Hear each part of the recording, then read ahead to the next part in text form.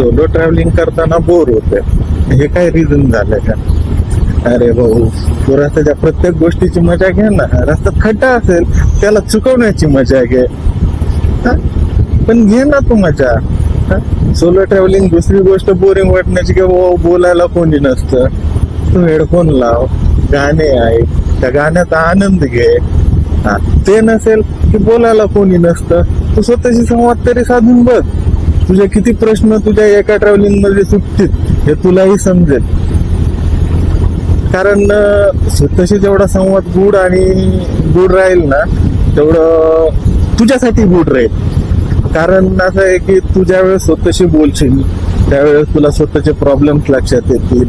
तू त्या प्रॉब्लेम्सला तू तुझ्या स्वतःला उत्तर देशील की बाबा माझा हा जर प्रॉब्लेम आहे तर माझ्या या प्रॉब्लेमसाठी हे पण सोल्युशन होऊ शकतं ना. कारण प्रॉब्लेम आहे त्याला सोल्युशन असणार आहे. पण त्याऐवजी जर तुझ्यासोबत कोणी दोस्त मित्र असेल तू त्याच्यासोबत बोलशील आणि तुम्ही चर्चा काय करणार आहे, तिसऱ्याच गोष्टीच्या करणार आहे. काही गोष्ट असू द्या, मग ते मित्र असू द्या किंवा कोणती ओळखीची व्यक्ती असू द्या, याचं असंच झालं, त्याचं तसंच झालं, याला हे झालं, त्याला ते झालं, नाही हे केलं त्यानं ते केलं. ह्या गोष्टीवर तुझे प्रश्न सुटणार आहेत का? नाही. तुझे प्रश्न केव्हा सुटतील? ज्यावेळेस तू स्वतः सोलो ट्रॅव्हल करशील. का तर त्यावेळेस तुला तुझ्यासोबत संवाद साधण्यासाठी वेळ भेटेल.